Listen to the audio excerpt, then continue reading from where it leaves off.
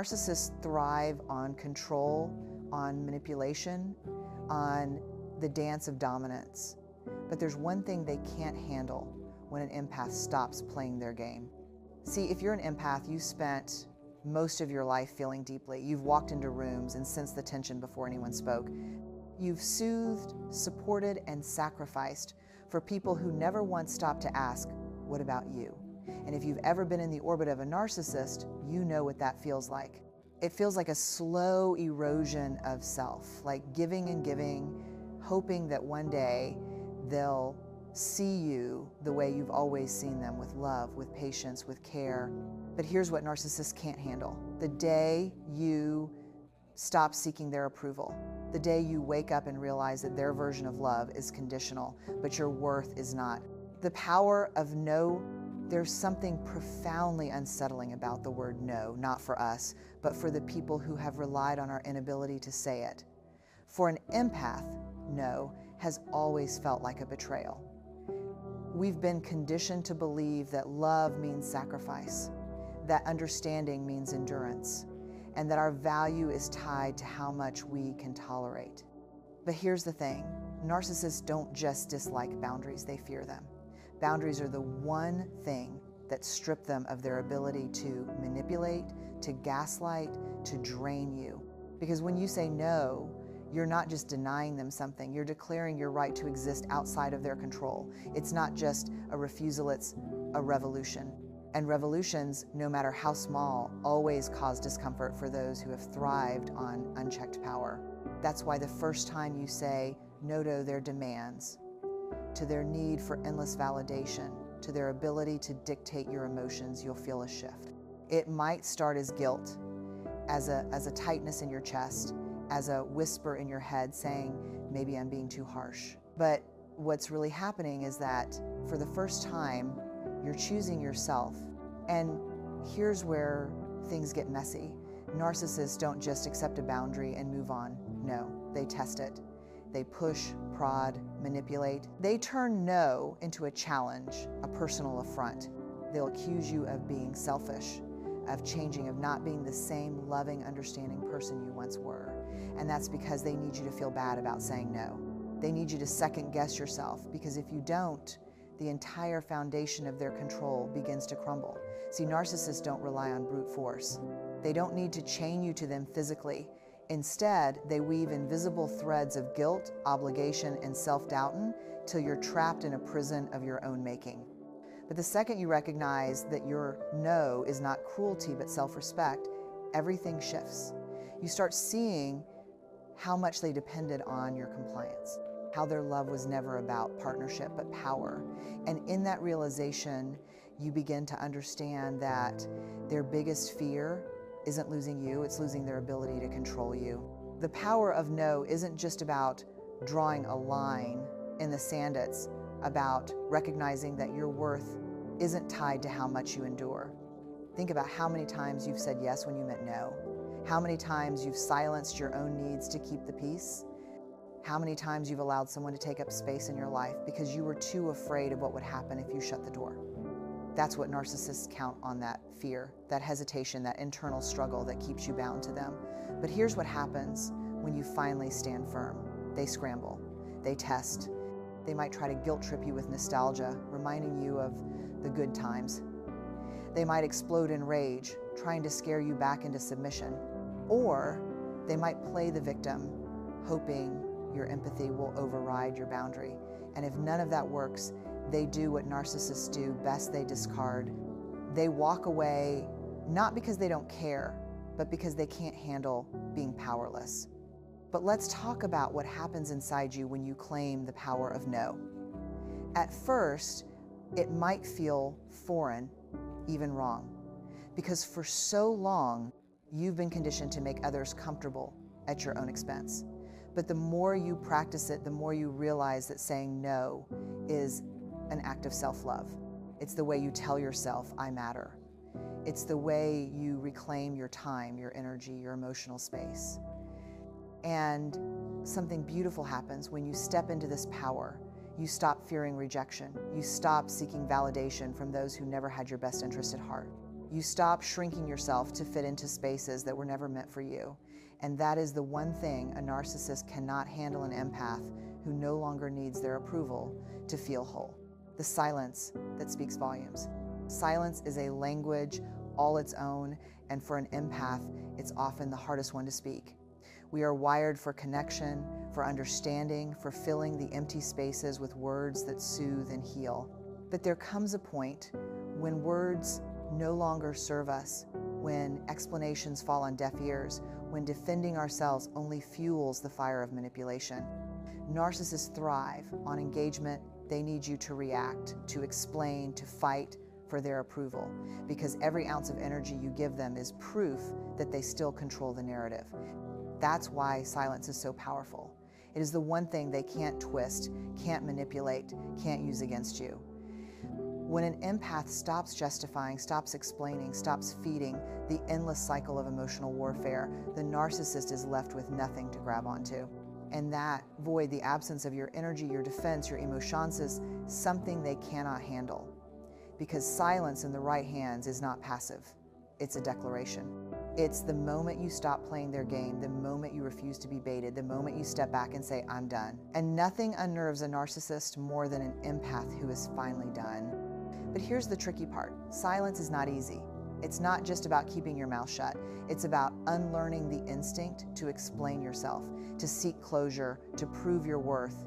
When you've spent your life being emotionally available, being the person who fixes, who soothes, who understands, silence feels unnatural, almost cruel. Narcissists count on that. They know that the moment they withdraw, the moment they create distance, you'll rush to close the gap. And that's why your silence is a form of power. It's the moment you refuse to chase, refuse to beg, refuse to play into the narrative that you must prove yourself to be worthy of respect. The first time you respond to manipulation with silence, you might feel a storm inside of you: doubt, guilt, fear. But what you'll start to notice is that without your reactions, the narcissist starts to unravel. They poke, they provoke, they create chaos just to get you to break your silence. Because your disengagement forces them to face something they've spent their entire lives avoiding themselves. And that's where silence becomes a mirror. When an empath finally stops engaging, the narcissist is left alone with their own reflection.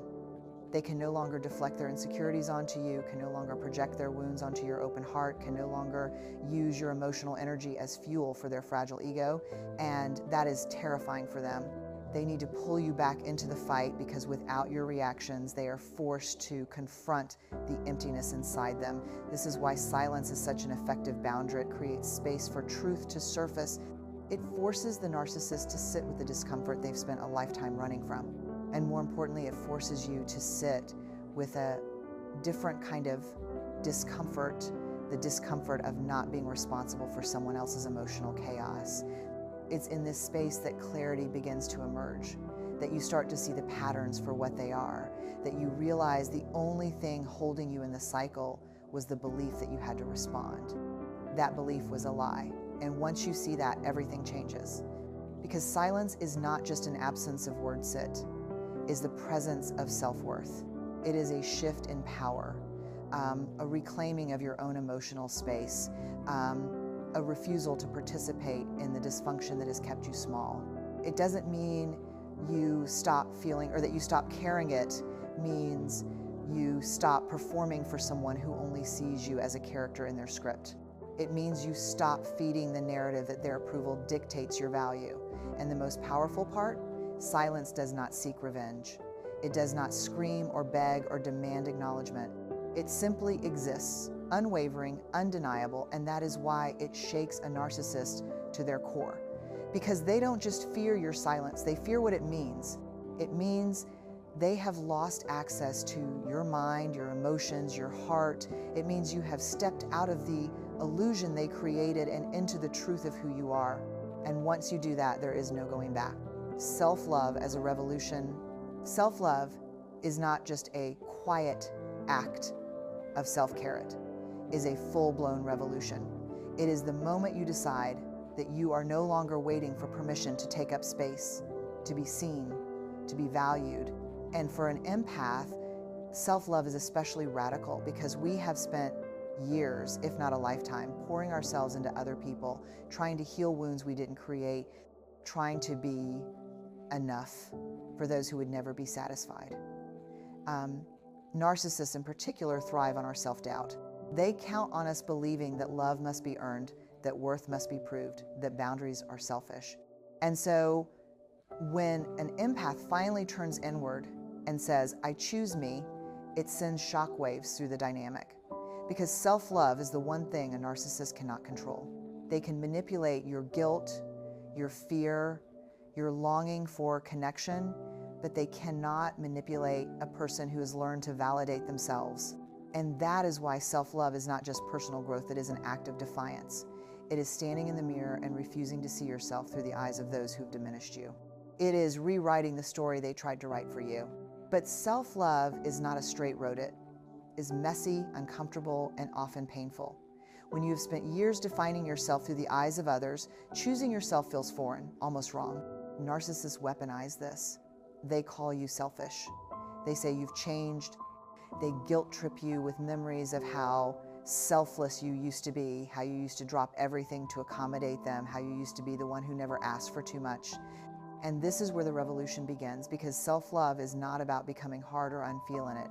It's about recognizing that your needs, your desires, your boundaries are just as valid as anyone else's. It is about unlearning the idea that being kind means being available at all costs. It is about stepping into your own life without apology. And here's what happens when you do. The narcissist scrambles. They don't know how to handle a version of you that doesn't bend to their will, that doesn't shrink in their presence. Because when an empath chooses themselves, the entire power dynamic shifts. Self-love is a revolution because it demands that you stop playing small. It asks you to stand in the fullness of who you are, even when it makes others uncomfortable. And make no mistake when you stop over-explaining, stop over-giving, stop making yourself small for the comfort of others. People will resist. They will question you, challenge you, try to pull you back into old patterns. And this is where the real work begins. Because self-love is not just about affirmations and bubble baths. It is about holding your ground when the world tells you that you are too much, too independent, too selfish. It is about looking at the people who once dictated your worth and realizing they no longer have that power. It is about reclaiming your time, your energy, your emotional space. And when you do this, something shifts inside you. You stop seeking love that comes with conditions. You stop craving validation from those who only valued you when you were convenient. You stop proving and start being. And that is a kind of freedom most people never get to experience. But here's the most powerful part. Self-love doesn't just change you, it changes everything around you. When you love yourself fiercely, unapologetically, you become a mirror that forces others to see where they have dimmed their own light. Some will rise with you, others will resent you, and that's okay. Because self-love is not about pleasing others, it is about honoring yourself. It is about refusing to live a life that is dictated by fear, by guilt, by the need for external validation. And when an empath reaches this place, this space of wholeness, of clarity, of knowing who they are without needing anyone else's approval, it is not just a personal transformation, it is a revolution. Because a fully empowered empath is something a narcissist can never control. A fully empowered empath doesn't seek love that requires their silence, their sacrifice, their self-abandonment. A fully empowered empath stands tall, speaks boldly, loves deeply, but never at the cost of themselves. And that is the moment everything changes. Walking away without a fight. Walking away without a fight is one of the hardest things an empath will ever do. We are wired for connection, for healing, for trying just one more time to make things right. We stay in conversations that drain us, relationships that diminish us, and arguments that go nowhere because we believe if we just explain ourselves a little better, if we just show a little more love, if we just give a little more grace, then maybe, just maybe, they will finally see us. But here's the truth. Some people are not interested in understanding you. They are only interested in controlling you. And narcissists in particular thrive on emotional engagement. They don't need love, they need power, they don't need your perspective, they need your reaction. So When you finally stop explaining, stop defending, stop giving them access to your emotions, they panic, they push harder, provoke more, try to pull you back into the fight, because walking away without a fight is the one thing they cannot handle. It is the moment you take back your power knot by yelling, not by proving a point, but by simply refusing to participate in a battle that was never meant to be won. But let's be honest, walking away is not easy. It requires an almost unbearable level of self-restraint. Everything in you will want to correct the lies, to defend your name, to seek closure. But closure is not something a narcissist will ever give you, because closure would mean admitting they were wrong. Instead, they will rewrite the story, twist the narrative, paint themselves as the victim. And the moment you try to fight back, you've already lost. Because the truth is, they don't need to win the argument, they just need to keep you in the argument. That's why walking away is so powerful. It is not silence out of weakness. It is silence out of strength. It is saying, I no longer need you to validate my truth. It is realizing that your peace is more valuable than being right. And that's the hardest part for an empath, choosing peace over justice, because we want fairness. We want honesty. We want people to own their behavior, but a narcissist will never give you that. And once you accept that, once you truly see it, you stop wasting your breath trying to convince them of something they are committed to never understanding. And here's where the real shift happens. Walking away without a fight is not just about them, it's about you. It's about unlearning the belief that love means proving yourself. It's about breaking the cycle of over-explaining, over-apologizing, over-giving. Narcissists condition empaths to think that if they just do enough, they will finally be loved the way they deserve. But the moment you walk away without a fight, you shatter that illusion. You realize that love is not something you have to earn by enduring disrespect. You realize that you are not obligated to stay in spaces where you are only valued when you are bending to someone else's will. And yes, it will feel unnatural at first. You will feel the pull to go back, to explain, to seek closure one last time. But every time you choose silence over engagement, every time you choose peace over chaos, every time you walk away without looking back, you are reclaiming a piece of yourself that was never meant to be lost. Because walking away without a fight is not about giving up, it is about choosing yourself. It is about recognizing that real strength is not found in how loud you can be, but in how little you allow someone else to control your energy. A narcissist wants you broken, exhausted, entangled in their web. They want you defending yourself against accusations that were never true to begin with. But when you refuse to engage, when you stop explaining and simply leave, they are left standing alone with the chaos they created. And that is something they cannot handle, because narcissists need you to play the role they have written for you. And when you step out of that role, when you choose to exit the stage instead of continuing the performance, you are no longer a character in their story. You become the author of your own. And that is where the real power begins. Thriving without them. Perhaps the hardest thing for a narcissist to witness is your happiness without them. Because the truth is, they never wanted you to be strong. They wanted you to need them. So when you move forward, when you heal, when you laugh louder and love deeper without them, that's the ultimate victory.